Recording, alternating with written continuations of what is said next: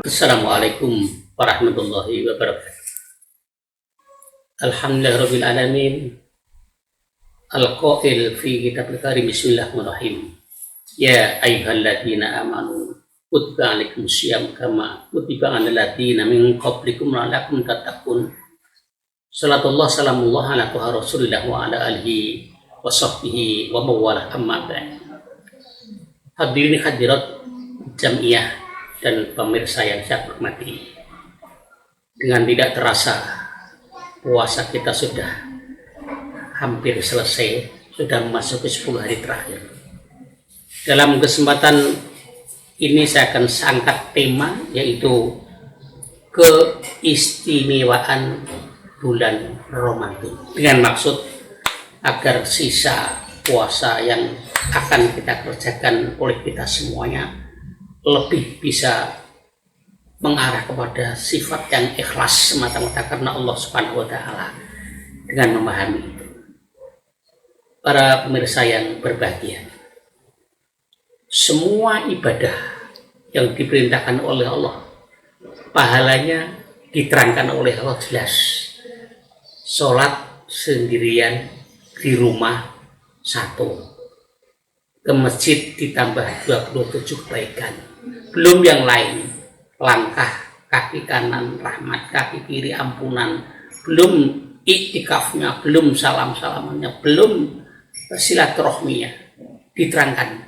Khusus puasa pahalanya dirahasiakan oleh Allah.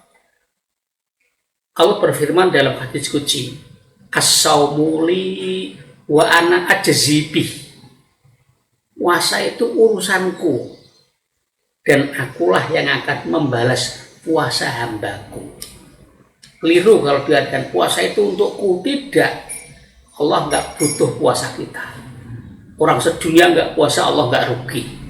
Jadi puasa itu itu urusanku. Wa ana dan aku ajzi, yang akan balas bihi terhadap puasa hambaku itu. Rahasia Allah, nggak diterangkan. Maka ujung ayat tadi, la'allakum tattaqun, mudah-mudahan digolongkan orang yang tahu, karena masih rahasia Allah. Mudah-mudahan. Kalau seandainya menjamin puasa itu untuk takwa, firman Allah kira-kira mestinya la tatakuna, niscaya kamu takwa. Kenyataannya la'allakum, mudah-mudahan kamu tergolong orang yang takwa. Pendengar, hadirin pemirsa yang saya hormati, adapun keistimewaan yang pertama, Ramadan itu adalah namanya dinas di dalam Al-Quran.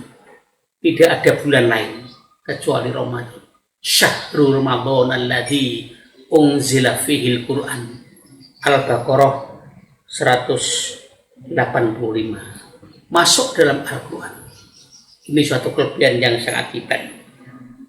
Kemudian para pemirsa, yang kedua adalah bahwa perang Badar memperoleh kemenangan dari Allah juga terjadi pada bulan Ramadan, sehingga timbul ada ide untuk pembukuan Al-Quran sampai dimatangkan. Karena apa? Di dalam perang Badar itu para hufadz Al-Quran, orang-orang yang hafal Al-Quran, gugur kurang lebih 70 orang. Sayyidina Utsman khawatir, jangan-jangan kalau dibiarkan terus habis orang-orang yang hafal Al-Quran, maka segera dirintis, dibentuk tembok jatan Pak Honor untuk membuka Al-Quran yang dipelopori oleh Zaid bin Sabit dan Sayyidina Utsman bin Affan. Kalau nggak ada seperti itu, Masya Allah, jadi akhirnya bermanfaat sampai sekarang Quran itu untuk pedoman hidup kita sampai kiamat nanti. Para pendengar yang saya muliakan, pemirsa yang saya hormati, yang ketiga, ditaklukkannya kota Mekah. Kemenangan Rasulullah menaklukkan Mekah juga pada bulan Ramadan. Bukan main, bukan perjuangan yang sangat mudah. Pemirsa yang berbahagia, di saat terjadi itu ada salah seorang tokoh Yahudi dia mengalami kebingungan muter balik di sekitar Ka'bah. Rasulullah memahami itu, kemudian beliau panggil, "Tuan, saya lihat Anda kok bingung kelihatannya." Langsung Rasul bersabda berikutnya, "Kalau memang Anda bingung, tidak ada tempat untuk beribadah menurut keyakinan Anda, saya izinkan Anda kalau mau untuk ibadah menurut keyakinan Anda di masjid kami." Itu hebatnya Rasulullah SAW dalam rangka toleransi antar umat beragama, bukan toleransi agama, baik umat beragama. Ya, beliau menolak, tidak mau. Jadi sebegitunya sampai seandainya tidak ada yang tempat yang pantas untuk Anda ibadah menurut keyakinan Anda, mungkin paling suci adalah di masjid kami. Silakan, kami persilahkan. Ini keagungan Rasulullah Shallallahu Alaihi Wasallam. Dengan demikian maka ditaklukkannya Mekah di bulan Ramadan merupakan suatu embrio pertumbuhan toleransi antar umat beragama. Lakum dinukum waliyadin. Pemirsa yang berbahagia, yang keempat ada Lailatul Qadar khairum min alfi syahr, yang nilai ibadahnya lebih baik daripada 1000 bulan, adanya di bulan Ramadan. Oleh karena itu, yang masih punya kesempatan untuk memanfaatkan sisa tinggal berapa hari ini, jangan sampai kita lupakan. Belum tentu tahun depan bisa ketemu Ramadan lagi, karena umur itu tergantung Allah. Mati itu musibah besar, musibah yang paling besar, lupa mati. Masih dikatakan, meskipun dalam ubudiyah sekarang ini karena virus corona kita terhalang untuk datang ke masjid, untuk datang ke taklim dan sebagainya, tapi tetap kita pacu untuk memaknai Ramadan dengan sebaik-baiknya menuju ridho Allah Subhanahu wa taala. Ada Lailatul Qadar yang tidak bisa ditempuh oleh setiap orang karena memang kadang-kadang usia nggak sampai 1000 bulan. Hadirin yang berbahagia, para pendengar yang dirahmati Allah Subhanahu wa taala. Kemudian berikutnya adalah diwajibkannya oleh Allah puasa 1 bulan penuh hanya di bulan Ramadan, sehingga kalau sampai berhalangan pun diberi solusi terbaik oleh Allah. Ada kodok, ada fidyah kalau nggak mungkin mengkodok. Ini karena kewajiban. Jadi oleh karena itu nilainya sangat tinggi sekali bagi kita yang tidak mengejar keistimewaan Ramadan. Rasanya sia-sia di dalam hidup kita ini. Bukan main. Para pemirsa yang berbahagia, yang tidak kalah penting, yang keenam, dilantiknya Nabi Muhammad Sallallahu Alaihi Wasallam jadi Rasulullah Sallallahu Alaihi Wasallam. Dilantik, beliau sudah mendapat info dari saat itu Khadijah, calon istrinya, karena Khadijah dan Nabi datangi rumah Abu Thalib yang ngasih Muhammad kira-kira habis Isya. Keduanya ngetok pintu, "Assalamualaikum ya Abu Thalib." "Waalaikumsalam." Buka pintunya oleh Abu Thalib, kaget karena ada wanita cantik 2 orang menanyakan, "Apa ada Mas Muhammad bahasa kita?" Dijawab oleh Abu Thalib, "Ada." "Kamu siapa?" "Saya Khadijah, Om, dan ini Nabi A. Nabi A saya tugasi untuk merekam omongan saya dengan Mas Muhammad nanti." Muhammad dipanggil, "Muhammad, ada kawan mungkin dari SMA yang sama barangkali." Keluar Muhammad, nemui Khadijah, dan Khadijah ngangkat kedua tangannya, diletakkan di pundak Muhammad, disaksikan oleh Nabi A. Beliau ikrar, "Wahai Muhammad, Mas Muhammad, mulai saat ini saya akan patuh melaksanakan segala perintahmu dan menjauhi laranganmu. Dan kamu saya doakan semoga kamu diutus oleh Tuhan sebagai utusannya. Ini keagungan Allah. Jadi yang pertama kali diilhami bahwasanya calon suaminya calon jadi Rasulullah itu justru calon istrinya Khadijah, tidak langsung ke Nabi Muhammad, nggak langsung ke Muhammad. Itu Allah, latar belakangnya kita nggak tahu. Nabi Musa mengilhami ibunya, Allah mengilhami ibunya Musa bahwa anaknya nanti calon nabi, yang diberitahu ibunya wanita lagi. Saat dia ketakutan dengan biadab Fir'aun, wala takhafi wala tahzani inna radhu ilaik, aku akan mengembalikannya, kata Allah, kepadamu. Baca iluhu minal mursalin, mereka akan menjadikan anakmu Musa jadi rasul lewat ibunya, Muhammad lewat calon istrinya.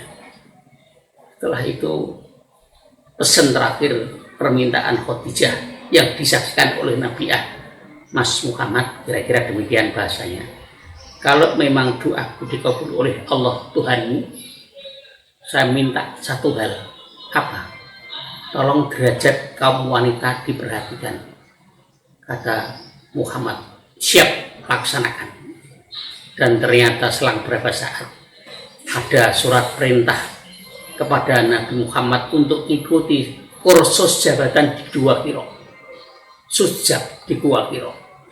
Dinyatakan lulus oleh Allah dengan berbagai ujian yang sangat berat di Gua Hira, pisah keluarga, pisah anak, pisah istri, dan segala-galanya. Akhirnya dinyatakan lulus oleh Allah. Kemudian skep turun, ya ayyuhan nabiyyu inna arsalnaka al-ayah. Hai Nabi, kalau Bapak Ibu ngaji Quran ketemu ya ayyuhan nabiyyu itu mesti Muhammad. Nabi lain disebut namanya Musa, Isa, Harun, Soleh. Khusus Muhammad disebut jabatannya. Hai Nabi, inna sesungguhnya kami Allah arsalnaka, ngutus kamu wahai Muhammad sebagai utusanku. Paten dipegangi oleh Muhammad dan akhirnya terangkat betul. Setelah dapat skep itu dengan petunjuk kerja syahidaw wa mubasyiraw wa nadhiro wa da'iyan ilallahi bi'idnihi wa sirajan muniro, 5 gatra tugas Muhammad. Yang paling diperhatikan pesan Khadijah untuk memperhatikan nasib kaum wanita, ditolong wanita, diangkat derajat wanita sampai sekarang. Jamaah yang saya muliakan, para pemirsa yang berbahagia. Kemudian yang ketujuh adalah digelarnya Ramadan itu oleh Allah rahmat. Pada 10 hari pertama, 10 hari kedua digelar ampunan maghfirah, 10 hari ketiga digelar idqum minan nar, bebas dari neraka. Rahmat itu tidak mudah para jamaah sekalian dan para pemirsa yang berbahagia. Sebab apa? Rahmat beda dengan nikmat. Apa bedanya? Nikmat itu tersurat, kalau rahmat tersirat. 2. Kalau nikmat belum tentu membawa rahmat. Kalau rahmat pasti membawa nikmat. Ini.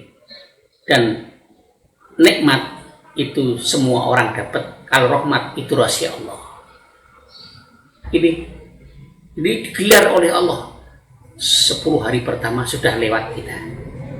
Kemudian yang kedua, 10 hari kedua maghfirah, ampunan. Allah menggelar ampunan saking sayangnya pada hambanya yang berbuat dosa, digelar oleh Allah.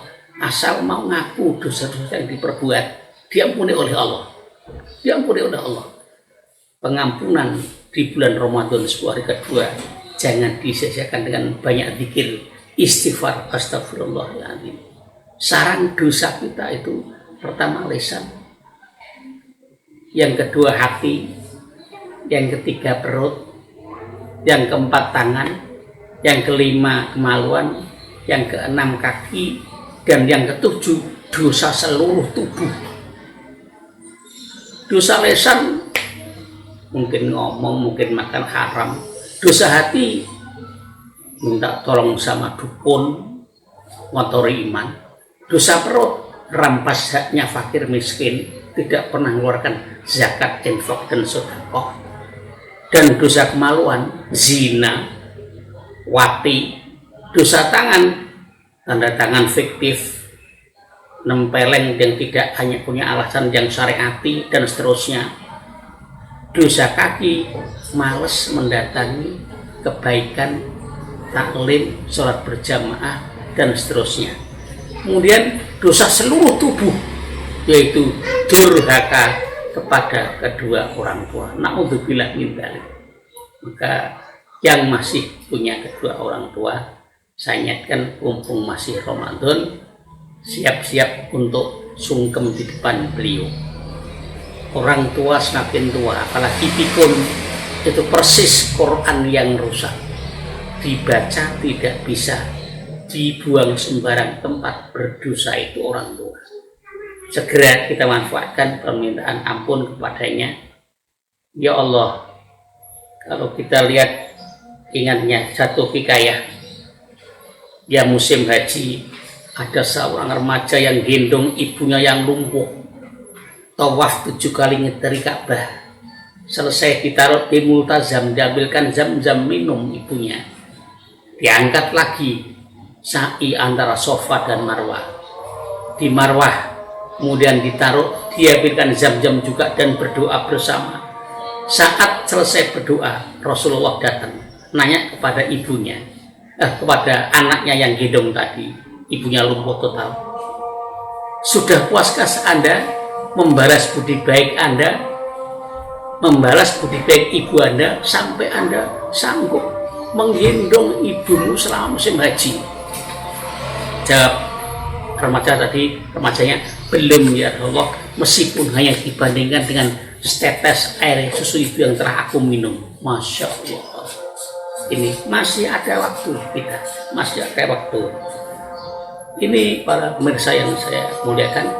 Kemudian dosa perut, jangan sampai kita merampas haknya orang lain, jangan sampai merampas haknya orang lain.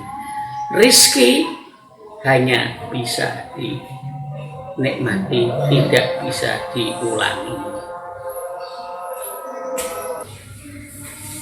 Iya, rizki hanya bisa dinikmati, tidak bisa dimiliki jamaah. Maksudnya, memiliki belum tentu bisa menikmati. Yang akan menikmati tidak selalu harus memiliki. Dan kalau kita sadar mengapa rasanya enggan mengeluarkan zakat infak, hakikat rezeki itu yang kita makan jadi kotoran, yang kita simpan nanti jadi rebutan ahli waris, dan yang kita sedekahkan untuk menyongsong masa depan hari akhirat. Mari bersedekah.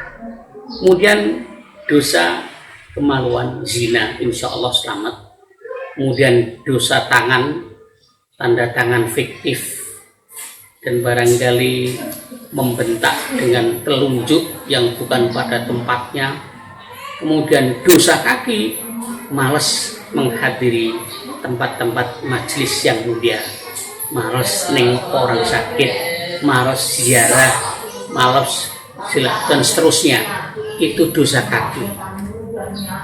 Hadirin jamaah rahimakumullah, para pemirsa yang saya hormati, para pemirsa yang saya muliakan, berikutnya adalah dosa seluruh tubuh, yaitu dosa durhaka kepada kedua orang tua.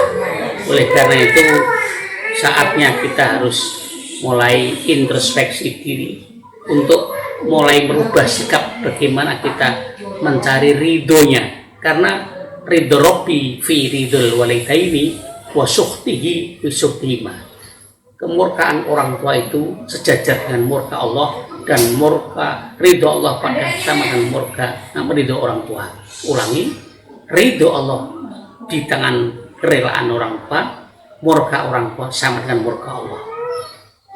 Barangkali baik terhadap orang tua tapi melawan Allah sama saja. Sebaliknya taat pada Allah tapi melawan orang tua sama saja. Dosa. Kemudian digelar maghfirah sudah, ampunan sudah.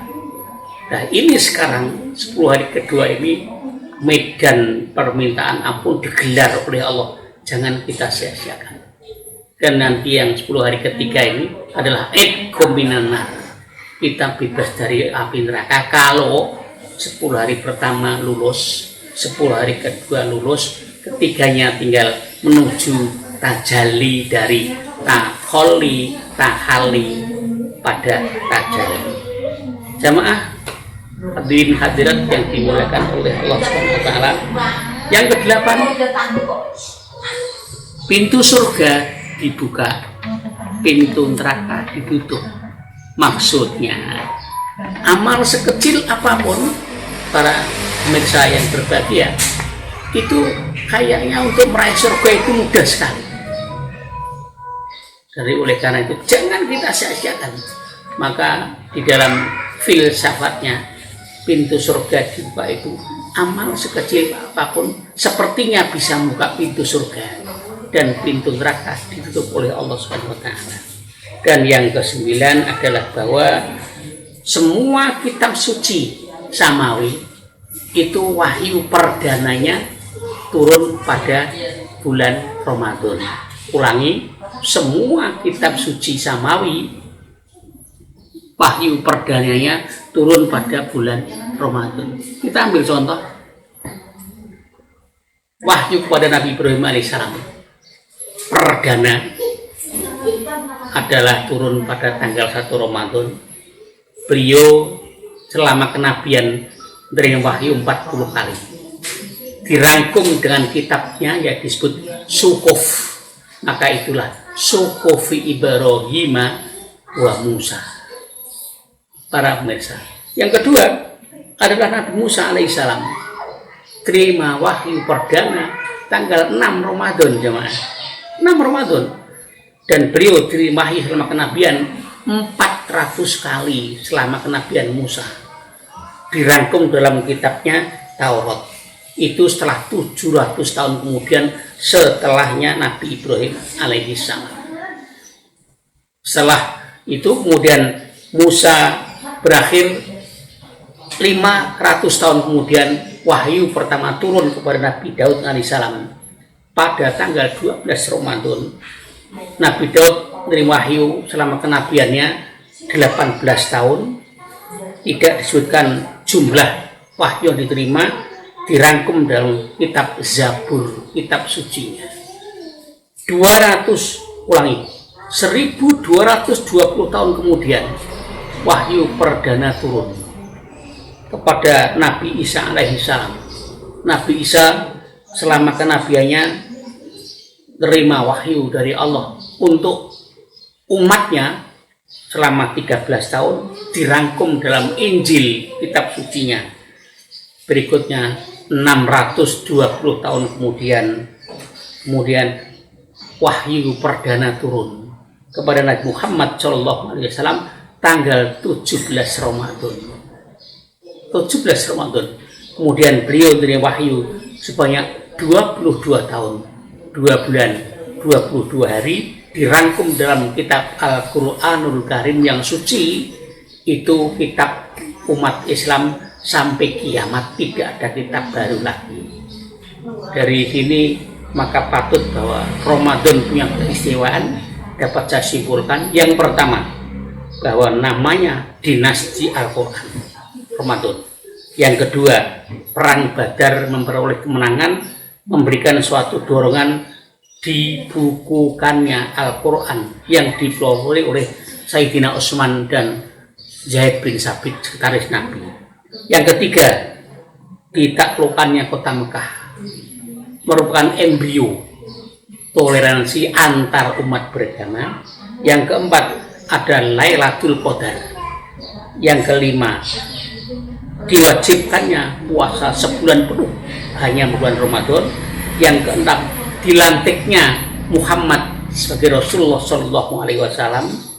Yang ketujuh, digelarnya ampunan, rahmat, ampunan, dan itqum minan nar. Dan yang kedelapan, pintu surga dibuka, pintu neraka ditutup. Yang terakhir, semua kitab suci samawi, wahyu perdananya turun pada bulan Ramadan. Demikian taklim kita, mudah-mudahan bermanfaat. Assalamualaikum warahmatullahi wabarakatuh.